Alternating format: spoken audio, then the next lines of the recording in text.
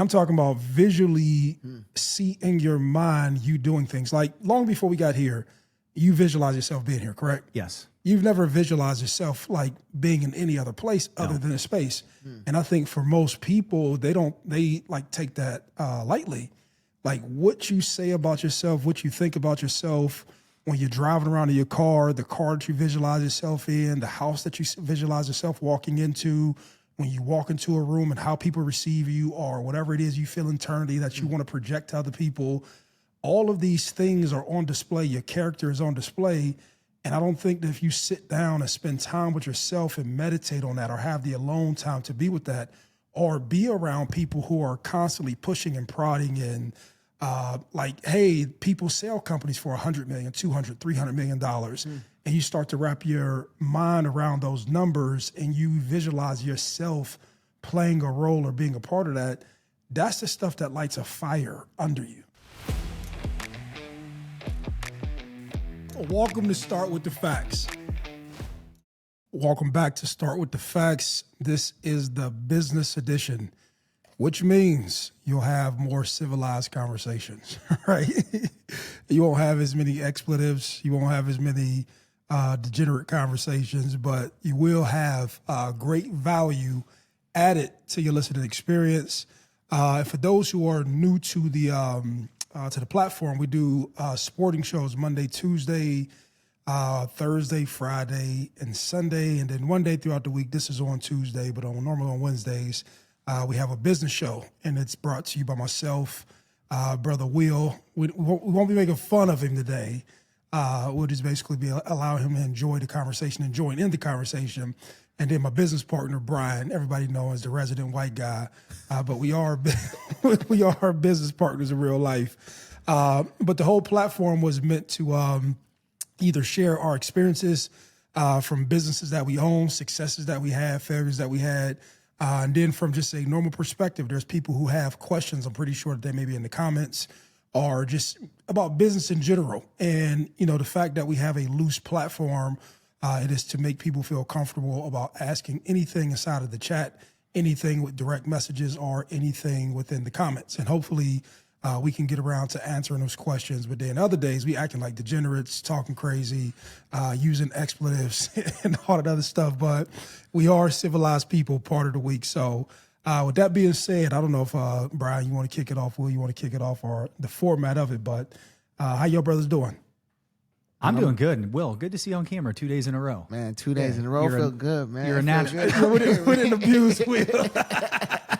You're a natural over there. Hold on. Oh, well, listen, we didn't get our chart up. Will didn't mess up today. We do have a running calendar. We just haven't got the calendar yet where we say how many mess ups do Will have. And Will, this is a day. I can't say. And the episode isn't over yet. So. Come on, man. Ain't no mess ups, man. We had no mess ups yesterday either. Yeah, Come on, man. My memory bad right now. That's 2 in a row. It's day two. Day two. We here. Good job, we Will. here. Proud of you. Will, go ahead. Will, do you have a question? Will, Yeah, the floor is yours, Will. Yeah, go man. ahead. So I know we've chatted about it offline. I was talking to Brian about it. I wanted to really get some insight on motivation, inspiration. Where do you get motivation from? Where do you get inspiration from, especially in times where like things aren't so cool, things aren't going so well? How do you keep going? What are some things that motivate you in those times, man? I don't know. When I think of motivation, I think of like people, I don't know. I believe in goal writing. I think that's super important. I believe in consistency. Motivation, when I hear the word motivation, I think of somebody who's trying to lose weight, and so they're putting inspirational quotes up on their wall, or having a rough day, and so they need to listen to like a song or something that makes them happy. I don't know. I just don't think motivation is like, for me, it's never been at any point in my life something that was important. I guess I've always more looked at it like consistency. Like it's not an option. Like I've never not gotten out of bed and done, taken care of business, done what needs to get done. So maybe for me, it's like, what's the why behind all of this, behind what you do, and that's probably the motivation. Like for me, it's all family. Like I want to make sure that, someday my wife and kids are in a great spot and have, like, my kids especially have a big head start in life. I want to be able to, provide that for them. So that's the why. And it's hard to like not leave the house and be productive when that's your why. So I don't know. For me, I guess that's how I look at it. I don't know. Does that resonate or make sense? Yeah, no. I didn't. I wanted you to finish your point, but for me, it was that's more of the discipline track. Yeah. Where I don't need, and I'm speaking for you, then I speak to what I guess Will's question. So to me, that's more my life is built on the discipline and not an emotion of me either feeling like or not feeling like doing something. To me, that's what if I'm hearing you correctly. You're taking what I'm thinking and stating it better. That's exactly what I mean. Like a very unemotional, hey, this has to be done, so I'm going to do it regardless of how I feel. I think where you were asking, and I think that's most people's initial thought with how do I get off the couch to turn into motivating? I think that you probably have had that experience so long ago to get started that you're down the discipline track, right? And maybe that's when you first started your corporate career to say, I'm going to choose company A versus company B, and I'm excited and I'm getting up, and like your reasoning prior to having your wife and kids was probably from a more motivating, I want to make this money and get it going thing. Yeah. I think Will may be speaking from the vantage point of like most people who are looking to either get into a business or to try something new. Like, how do you get the energy to get going to get to that point? Like, I don't want to put words in your mouth, but yeah, like, where does that come from? Where does that push? Where does that pull come from to like go and pursue and start something new or start to climb that hill? Yeah, he described his thing as doing it for his family. I just have this faint belief that I can just continue to do great things, and it really isn't for and not to say one thing is better or like more important than other. Of course, your family is your family, but I just have this pursuit that you can just do special things. Like whatever comes in your mind, like I just challenge myself to say, hey, could you accomplish that? And it has nothing to do with anything other than just me being curious on could you accomplish that, right? And it can be, do you want to build a camera company and make a camera company special? And then if you put your life, your force, your energy into it, can you accomplish it? It's more of like a personally challenging thing, right? And whatever role that you have to play inside of that. And that'll energize me enough to say, hey, I want to do it. And if I really believe in it, like I'll just keep on going after it and me sort of challenging myself. But I don't, there's not an external thing of motivation. Everything is driven from this internal belief that I can do something special. But I think if you listen to Brian, like if you take away the me sort of doing something special and him doing something for his family, like the root of it starts from you internally. And it's not like you're looking for this outside force, this music, this energy drink, or this motivational quote of some sort to sort of get you going. I think that stuff keeps you on track. And that stuff may gives you like an initial spark, but I think the stuff that sustains you, I think it has to be something internal that allows you to develop yourself, right? Now, I think if you went further with Brian, the pursuit of doing something for your family is forcing you to develop yourself. Yeah. You know what I'm saying? Yeah, it develops habits, consistency, right? Like this internal discipline. I know I wasn't built that way. I probably didn't start putting in real effort in life until I was mid-20s, late 20s, What was that shift? What was the thing that was like, all right, let me start putting this effort money. in? I tasted money. I tasted finally what it was like to get, I've always been in never really gotten a salary. I've gotten a salary, but it was like 10% maybe of my income. Gotcha. So I've always been in a performance rewarded culture. And I think once I started tasting money, then, and money isn't like my primary driver. It is definitely one of them. But yeah, once you start tasting that, it's like, all right, now how far can I go? And that probably happened at like 26, 27, 28 years old. And so when that happened, and I'm 44 now, so 15 years ago, when that happened, it just accelerated. And I've always thought to myself, man, I wish there would have been, I love where I'm at now. Like I wouldn't change a thing. Like I really do feel like I have like the perfect life. I absolutely love every aspect of it. Part of me is like, I wish I would have had something that clicked when I was like 15. And I wish I would have applied that to school. I wish I would have applied that Well, I to guess sports. what is that? What? Just that piece, that like fire that got lit. I think I wasn't a coaster, but I never put the effort into really anything that I do today. I wish I just would have, I wish I would have started that like 30 years ago as a kid. You know, I wish I would have had that like work ethic, that drive. But I'm glad it didn't pass me by. I'm glad it finally clicked, you know, probably late 20s. And I think for some people, it never clicks, and that's okay. They, you know, they're happy where they're at, but I wouldn't be happy being, to me, what is like average and just going through life. Like I want to be and produce something that's exceptional. Yeah. Oh, go ahead. Let me ask, because I have this debate with one of my closest friends in the world where he gives me that same like mindset of, dang, if I would have just started earlier, like where I would be now, or I wish I would have had a different mindset when I was younger. And I guess for me, does that matter, you know, ultimately? Because I mean, like you ended up winning regardless. And I guess for me, it's like, where does that mindset come from? And like, do you have a sense of shame or falling short because you didn't start earlier? No, not at all. I have a high sense of gratitude that everything worked out the way it did. Like I'm super thankful, and I truly feel blessed in that sense. But I think I always tell people, when I had a high school buddy come in last week and we talked about this, and there's a lot of people that, you know, maybe I used to do business with or work with that'll ask my advice, and I'll say, what you're doing now, do you see yourself, if they're in their early 40s, do you see yourself doing this when you're 58? You know, because do you have the money and the wealth to retire at 60? No, I'm going to have to keep working. Do you see yourself doing this at 65? And nobody says yes. Generally everybody is like, no, I don't like what I'm doing now. I could never do it for 20, 30 more years. Okay, but if you don't do anything, we could have this conversation in 5 years and you're going to be in the exact same spot, complaining about your job, complaining about your boss, complaining about life circumstances. So at some point, I think you just have to decide internally. You have to decide, like, I am going to change the way I operate, and I'm going to fix this, and I'm going to get better. Got you. You know, but I don't think like a poster, a quote, a song, a seminar is going to like be that for people. I think you have to decide, this is it, and I'm going to take the hill. Got you. I guess I have a question for Reese.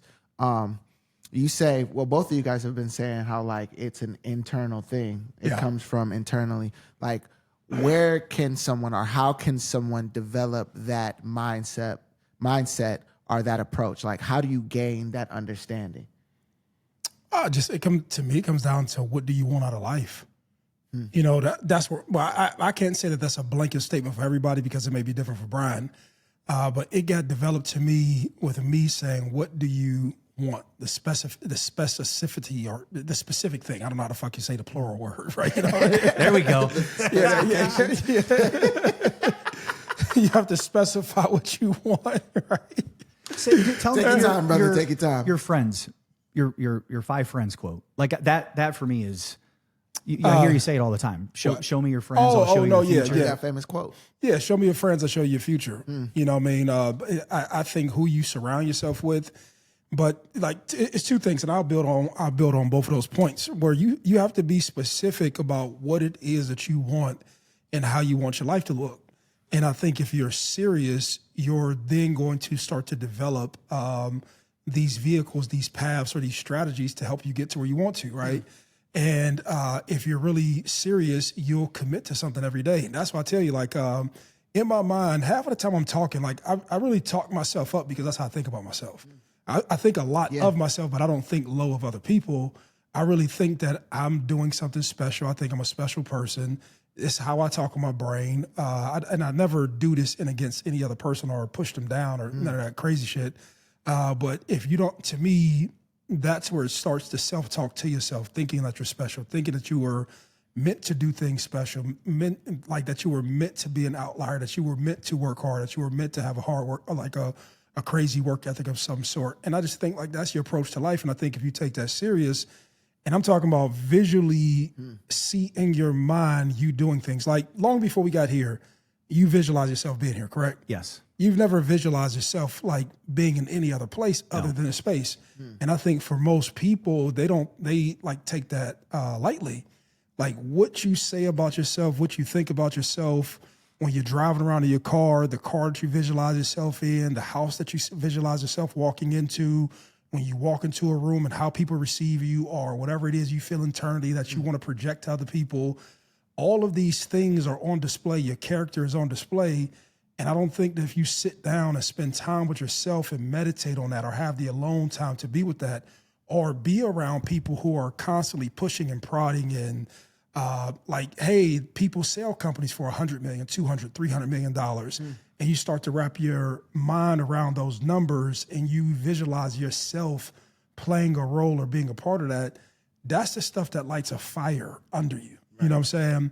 And when you lean into that and you become accepting of that, and then you wake up, you say, oh, I'm living like this and this is part of my life, and every opportunity in front of me allows me to become that person. That's when your life starts to change, but you have to go on that journey to believe it, and you have to curate and surround yourself with people like that, right? And you'll start to see that people who are mostly successful or super successful, they ain't around a lot of people because a lot of people don't buy into that way of thinking. It's easier for a person to say, hey, I'm doing just better than my friends, or I'm doing better amongst my friend group or my neighborhood. But if you think that you're supposed to be part of the 1% of the 1%, and you even know that you're not there, but you're just taking steps towards it, you'll move and operate that way. And so that's, to me, that's how things got lit up under me. And I've just never been afraid to start with small beginnings, where most people will say, hey, man, I'm right here. There's no way I can catch up to that. Or it's the same thing that Brian just said to you about his friend. Like, well, you'll never get there if you never start. You know what I'm saying? Yeah. You'll be in the same spot. And so I don't know if that answers your question, but that's what went through my mind as we were talking. No, that does it. Go ahead, B. Just let me, two quick things. I think it's a 2-step process. There's 100 steps inside of each, and it's different for everybody. But the first step is that fire, that switch, that light bulb, whatever it is, like that has to get turned on. It has to be burning, and you have to believe that you can do this, that you want to do this, right? And inside of that, there's probably like 100 checkpoints for people to cross and not let the passion wane. And you still get up and you still, start writing things down in your goals, and you get organized and you're like, all right, I got my shit together. The second part, I think, is where most people get stuck. And I'll just, like, for me personally, I have tons of friends who I believe have hit that point where it's like, I want to do something. I want to be somebody different. I want to operate in a different way. Maybe I want to build a company. I want to start a company, whatever it is. I think there's so many people that get to like that point right there. But I've got friends who have been at that point for 2 or 3 years, 5 years, 7 years. And they're coming back to me and they're like, yeah, I can't figure out what it is that I want to do. So I'm going to say this out loud because I think saying things out loud talk to them, to an audience provides accountability back to the three of us. So what we've talked about is, this is where a lot of people get stuck. So we're going to put in front of everybody a company that we are about to start. And we're going to start with a small nominal amount of money.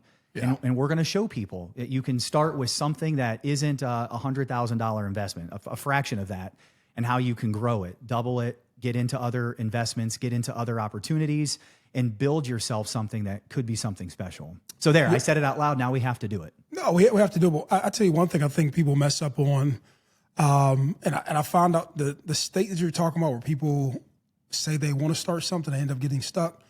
People focus too much on the things that they actually like. And it comes down to, man, I don't like this, so I don't want to do this. Whoop-de-fucking do. You don't like it, right? If you looked at a massively wealthy person's portfolio, do you think in their portfolio you would find all things that they like to do? And I would challenge you to shift your mind from what you like to do versus what you understand and what makes sense. And I think those things are vastly different. And I think if you looked at things through that vantage point, you can look at the things that, we're involved in now. And I can pretty much say to you 10 or 15 years ago that myself and Brian never seen ourselves being passionately involved in foot and ankle services, right?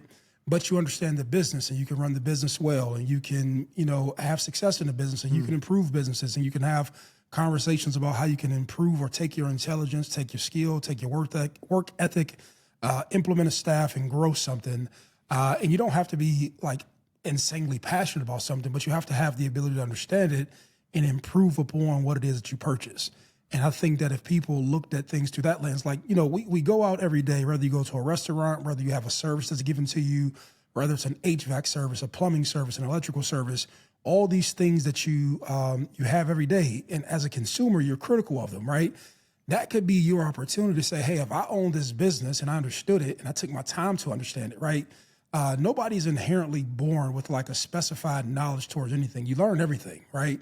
And if you took the time to learn something and you gained an education on it, and you found out just how to run a business, you could get in said business, and that's what we're going to do.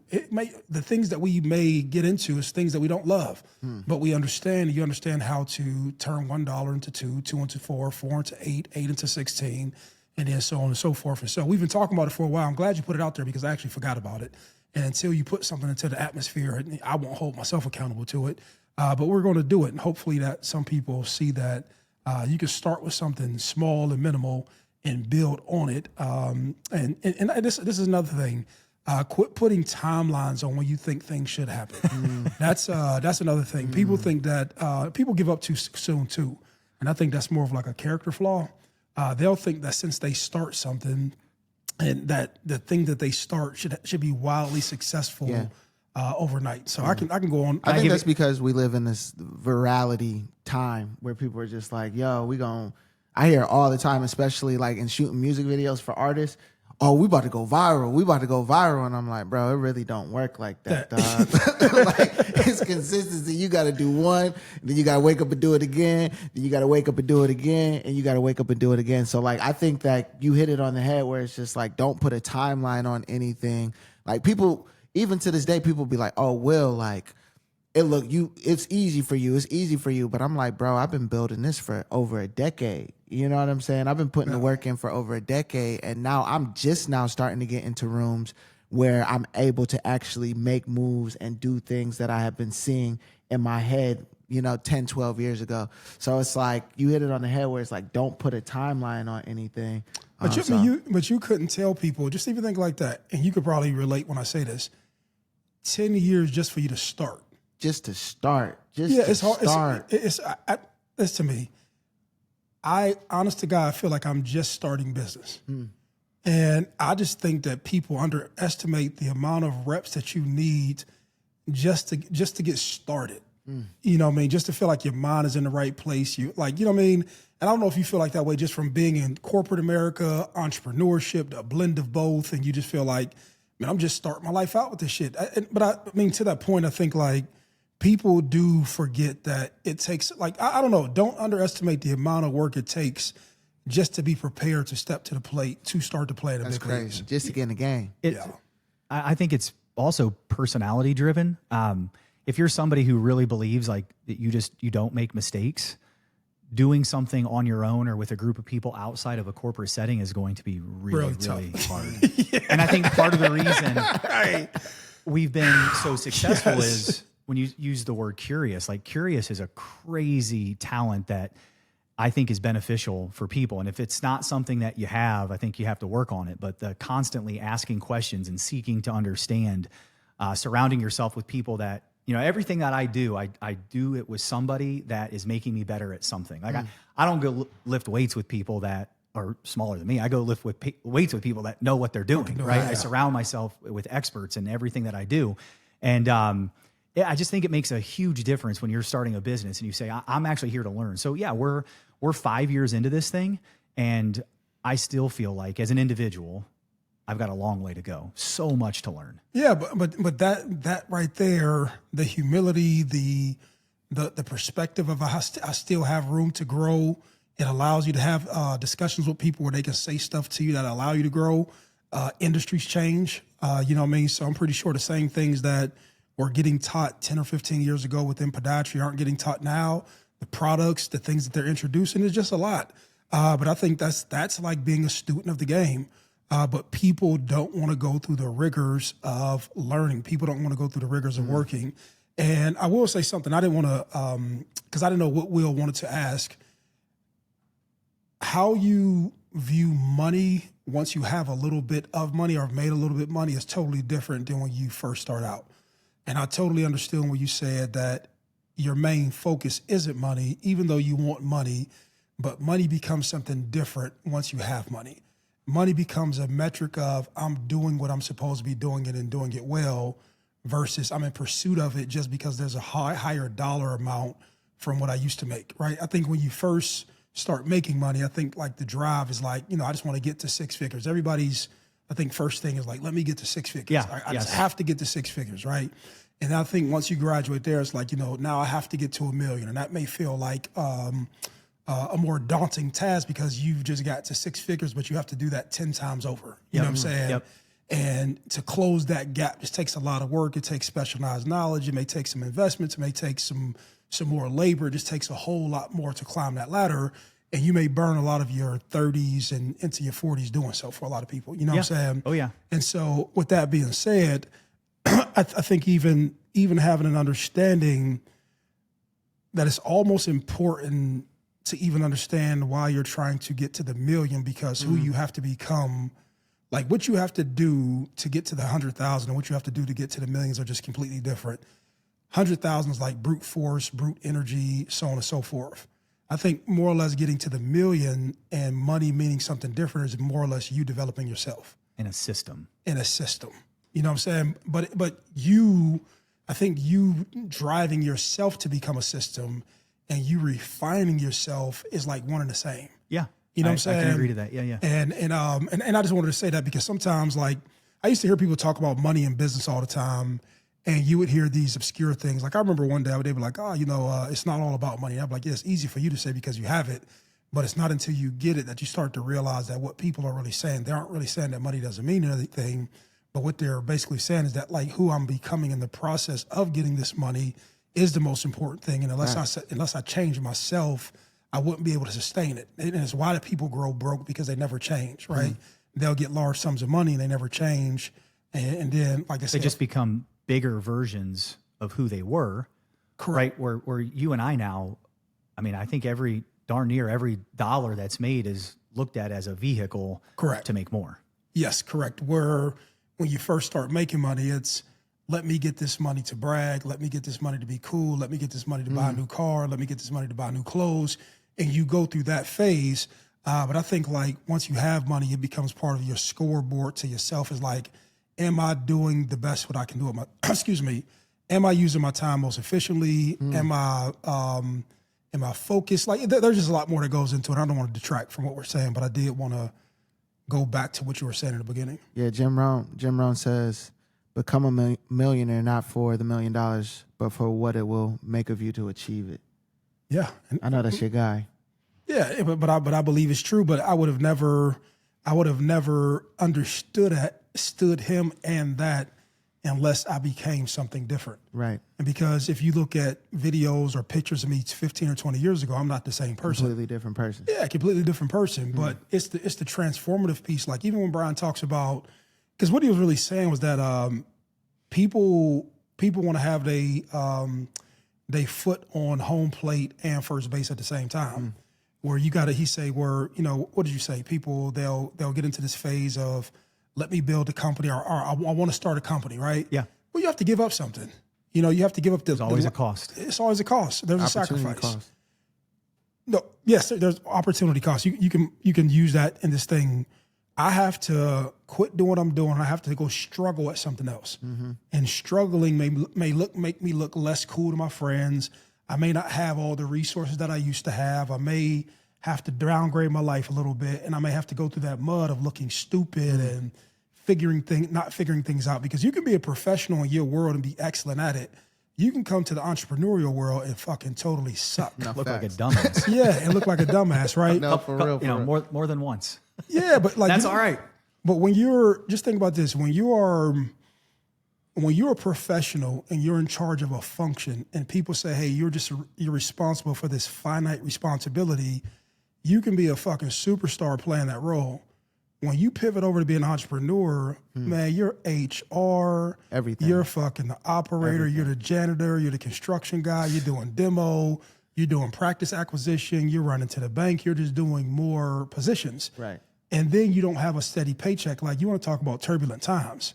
This is everything you're not, but the freedom on the other side and just all of the other benefits from being that. People don't have that, and they don't want to go through that jungle of it. You know what I'm saying? Facts. But that is the jungle you go through, because that's what you're really saying you respect out of somebody. When you look at what they built, you say, yo, like, you went through the fucking jungle, yo. Fire to get that. Yeah, you went through all that, because at some point they'll go explore on their own what it is that they have to do. And it's like, okay, like, if he did that, I have to start with the one practice. And then I have to do that 40 times over in multiple different places and spaces. And so, so they don't want to say that out loud, but that's really what they're saying. Right. You know what I'm saying? Yeah. It's hard. And so the bandwidth as an individual, who that causes you to become, because, like, you can be a selfish person, have all the success in your world, running your division within your business. But if you're going to build something sizable, you have to go work with people. You have to get along with people. You have to concede to opinions. You have to show up to meetings. Like, there's, I can go on and on about this. And as we're talking, like, I'm fucking getting warmed up. Yeah, you know what I'm saying? It's a lot to it, bro. Right, and we at 30. We already at 30. Yeah, but I'm just telling you, it's a lot. I'll say this: it's a lot to it, and I don't say that in any special type of we're cool type of way. But there's just a lot to These are it. just the facts. But I don't want to say that in an intimidating way. I say it in a way as, like, let us keep on unraveling and having these conversations, but all doing it with the purpose of, if somebody's looking to explore that, help to have them be better informed. Fine. And then if they stay with the show, if they stay with this thing that we do every week, we can help to grow the idea, or, you know, just help to grow the audience who comes here. It'd be the coolest thing in the world if somebody who watches this going forward gets the courage and the information off of this to go start something.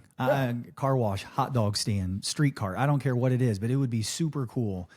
You know what I mean? If somebody did that, because I think 7, 8, 9 years ago, if I would have found something like this, I think it would have been super helpful. Yeah. Say, before we jump off, just let them know again the game plan on what we're about to do. Yeah, creating a company, an LLC. We'll have a couple of partners inside the company. We're going to start with an investment, probably right around the $2,000 mark, and but enough to get something started. And we just want to show you guys. We want to show how to take it from 2 to 10 to 20, exit out of whatever that opportunity might be that got us there, or let that run in the background, and maybe get into some real estate and some other fun stuff. Yeah. Give you the blueprint. Give them the blueprint. Yeah, we're going to buy pounds, Coke, No, No, that's not what That we're was a- doing. This man came in and That said, Will, was you wanna a sell joke. coke? Yeah, I listen said, to me. no. Y'all see what I'm talking about? I got 2 phones, one for the plug and one for the load. That's correct. He couldn't help himself. I couldn't help myself. We are on the Come and Talk to Me network. Man could not help himself. We said, hey, man, we're not going to do nothing degenerate on this show. Yeah, I He can't said, help "Psych." myself. That's funny. And we love y'all, but all the other days is degenerate talking and sports talk. We laughing, we joking, and we just having a good time. And so with that being said, start with the Facts Business Edition. Brian has kicked it off. We will be doing what we're supposed to be doing to start this company. Hey, and Rich, I said Rich, Will, if we make a bunch of money, it's me and Brian. We're gonna rob you blind. so you'll have a story. Look, you can have a victim story of how you got jerked. I'm here to inspire y'all. So we'll catch y'all later on. All right, gone.